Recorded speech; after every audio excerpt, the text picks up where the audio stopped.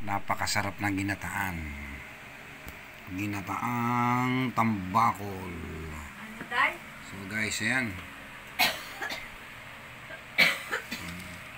sinamahan na natin ng mustasa at meron tayong piniritong tambakol. Ayan guys, kain na tayo. At kakain na tayo nitong ginataang tambakol. Ayan guys, oh. Kain na guys. Ayan. At meron din tayo pinirito bukod sa ginataan. So guys, napakasarap nito. Tara, kain na.